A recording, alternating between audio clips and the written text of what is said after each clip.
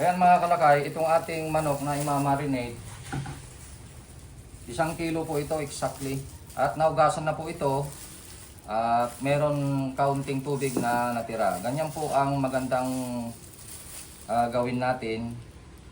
Yung hindi na natin masyadong patiktikan para yung tubig, yung may kunting tubig sa manok, yan yung nagpapadali sa ating paghalo-halo. Madaling ihalo yung mga ingredients at mas madaling i-penetrate yung mga ilalagay nating mga ingredients. So, ito na po yung ating mga ingredients. Yan, unahin na po natin yung bitchin. Yan, karaniwan na po na nilalagay yung bitchin. 1 teaspoon na bitchin. Yan. At karaniwan na nilang nilalagay ang garlic powder. Yan, garlic. Medyo tumigas na po yung garlic. Pure po kasi yung ating ginagamit na garlic powder. Tsaka onion powder. Yan po yung wala sa iba. So lalagyan natin ng onion para po mas masarap at mas mabango. Siyempre, pampabango at pampalasa, paminta powder. Yan. Tago 1 teaspoon po lahat yan. Curry powder. Yan. Pampa-aroma yung curry powder po natin. 1 teaspoon.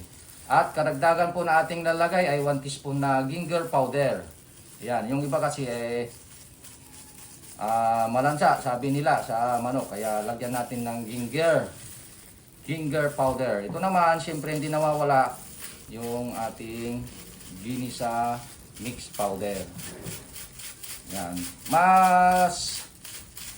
Masarap kasi pag may ginisa powder, manamis-namis ang kanyang output or outcome kako. Mas manamis-namis. Ayan.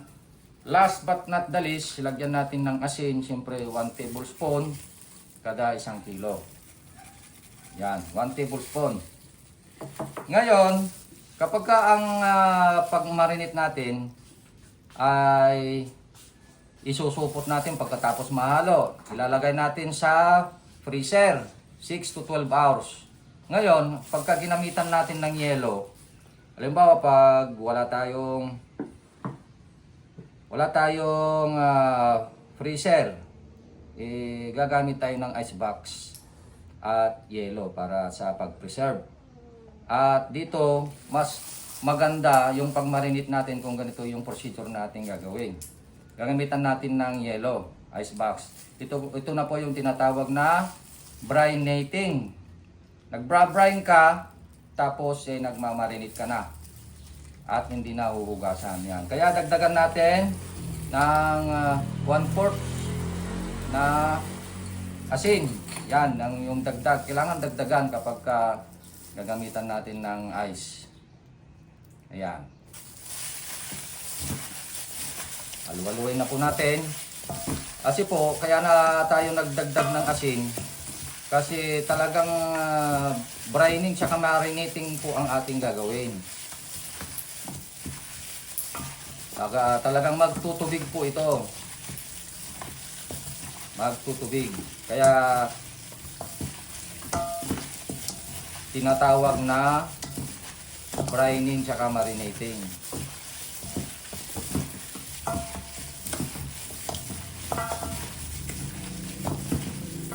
So, ayan. Siguraduhin natin ma-penetrate yung mga ingredients. So, yan na. Susunod na gagawin natin. Ayan mga kalakay. So, gagamitan natin ng ice box. Ayan, yan po yung ice box. May dalawa tayong yelo dito. Yan po yung gagamitin natin. Ilalagay lang natin itong na marinate natin na chicken sa ice box. Ayan.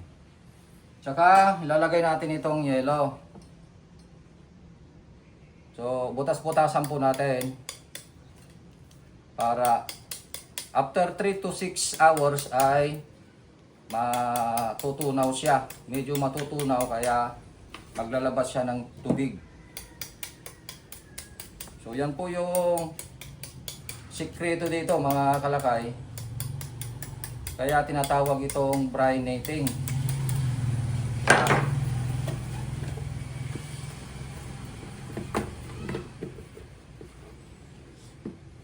Yan, nalagay na po. Yan po, 1 kilo lang po yan. Kaya tamang-tama na po yung ice na 1 o 2 ang ilalagay natin. Ayan, good for 6 to 12 hours po yan.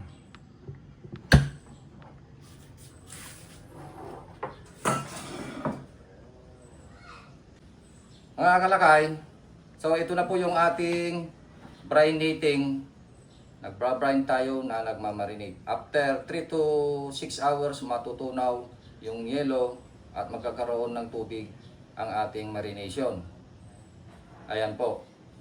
Kaya lang, hanggang 12 hours lang po ito. After 12 hours, kailangan pong tanggalin na po yung tubig. At pwede na po nating lutuin, pwede na pong i-coat sa Calpo breeding mix at ating i-fry. Sa amin po, ang aming pagluluto ay 350 to 370 degrees Celsius o Fahrenheit kako, at 170 to 180 degrees Celsius naman sa init ng mantika, at lulutuin namin ito ng 8 to 10 minutes. So yun lang po yung aming pagluto, 8 to 10 minutes. At depende po yan, kapag malalaki ang cut, magiging 10 to 12 minutes ang aming pagluto. Depende po yan. Kapag whole chicken po naman, nagluluto po kami 12 to 15 minutes naman pagka whole chicken.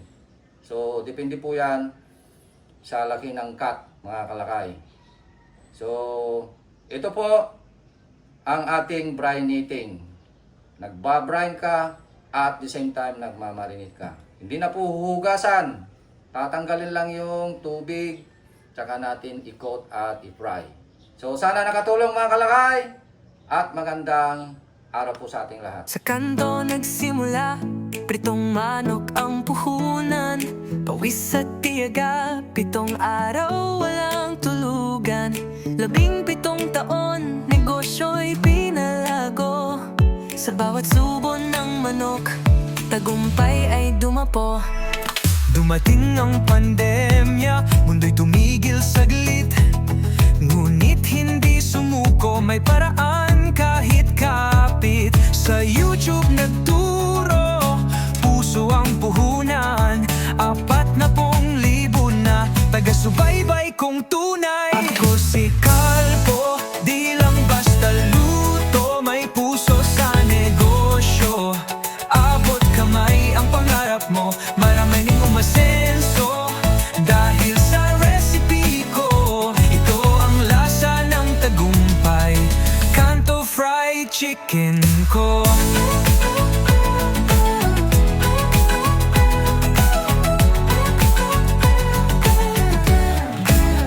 May natutong iba, ngayon ay vlogger na rin.